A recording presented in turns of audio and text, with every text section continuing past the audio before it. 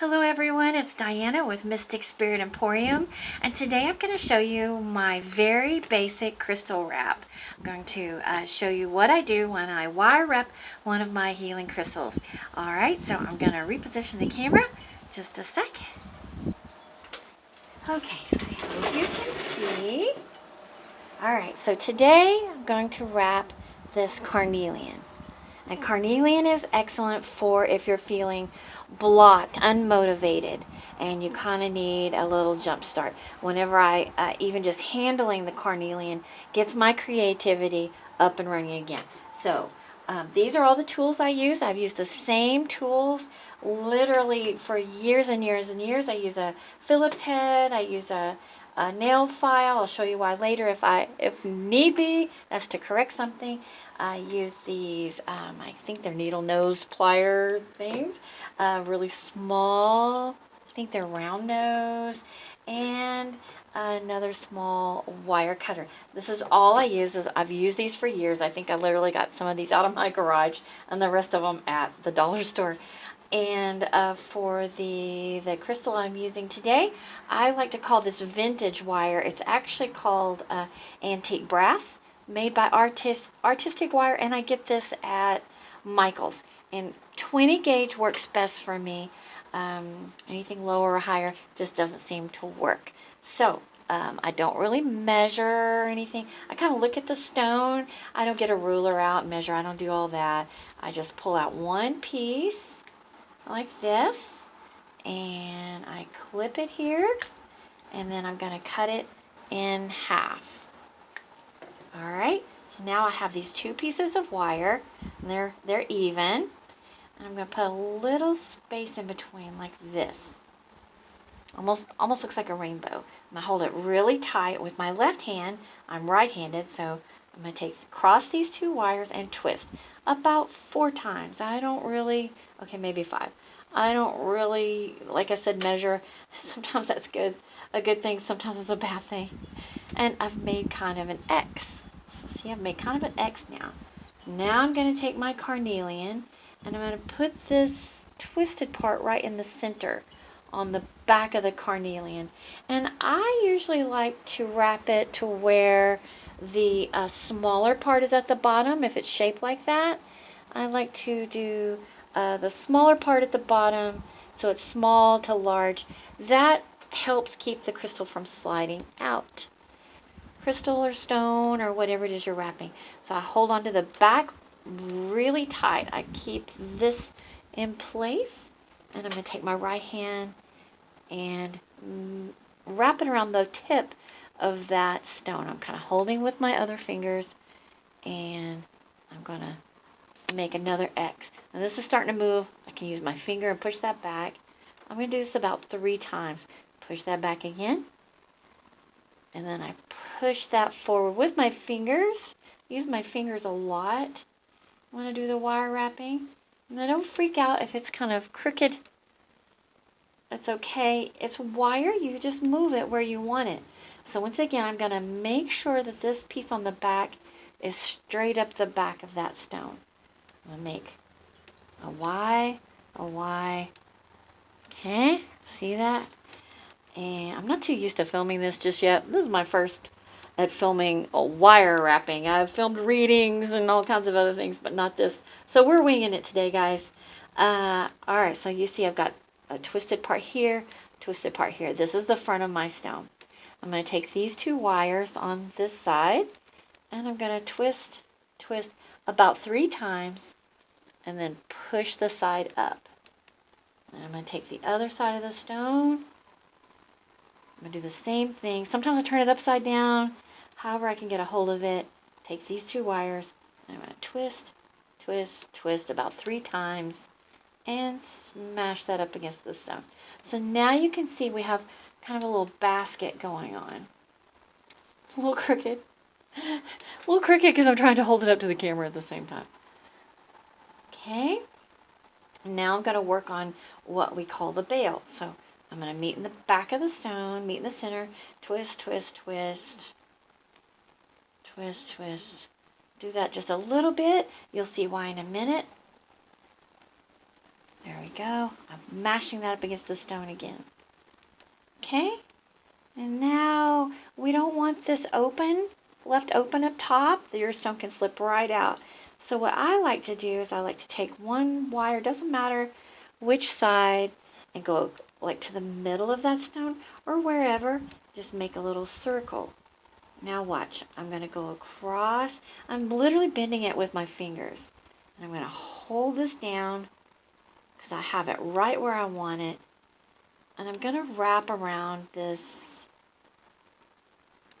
I call it like the apple stem. I'm going to wrap around there about 2 times and clip off the excess.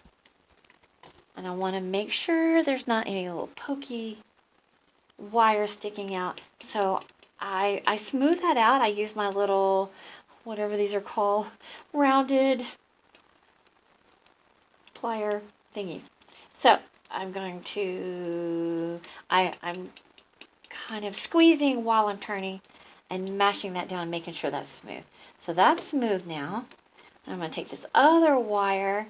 I really want this secure, so I'm going to go across like this maybe. It's really up to you. And I hold the wire because that's about where I want it bent. So I'm holding the wire with this finger and I wrap it around 2 or 3 times. I'm still holding on really firm with this so it doesn't slip. Okay, so that's secure. I'm going to clip this off very carefully. I usually clip these things off into a basket. I do all my work outside, like the natural light. I prefer creating in natural light. I've tried many times to make pendants inside. For me, it just does not work. It creates shadows, unless you have just really awesome lighting. But for me, I just really prefer to work outside. So, all right, so we've got, this is going to be our bail, which is the part that the cord goes through. We're going to let that be for just a minute. We've got all our wires secure. Now I'm going to make sure that my stone is really secure in the wire. Okay, so what I'm going to do, I usually start from the back, and I'm going to just pick a side. It doesn't matter, really. I kind of use my intuition, and I just I get a piece of the wire with my round nose, and I twist. And I'm going to do it on the other side and twist. I hope you guys can see this. Perhaps better equipment is on the list. And I'm going to do this side. I'm just going to twist. Okay. That actually doesn't look too bad already. And see how these sides, there's kind of some air or light coming through. I take my pliers and I really mash that up against the stone. Like mash that up against the stone. So again, making that crystal really secure. I'm going to take my round nose again. I want this kind of bent. I'm twisting really kind of like that, and I'm going to twist here. Every time you do a little twist with your wire, it makes it more secure. It makes the stone more secure. So every time I do that, and I hope y'all can see. All right, so there's that. And I think I'm going to do one here just to stir things up a bit. And here. Every time I twist, that wire draws tighter and tighter and closer. I feel like I need to do it here on the back. Do a little turn, a little turn. Really, that's basically it for the crystal itself. Let me fix that. So now we're going to work on the bail. So for the bail, I take my Phillips head. Make sure it's a Phillips head, because a flat head, when you go to slide the pendant off, it won't come off. Speaking from experience. So now I always make sure I use a Phillips head. So I take this wire and I bend it over the screwdriver and towards me, and then back over. We're going to go under on the other side, back over, under, and towards me. But this time I'm going to start going across the other side of the pendant. And at this point, I always tighten this part of the bail. I take my pliers and I squeeze and I turn it over and squeeze again. And now you can see how nice that looks. So we've got a little piece here. And this is what happens when you don't measure. So taking my pliers, I'm going to grab that little piece and pull it to the back. Oops, not used to doing this on camera, so bear with me.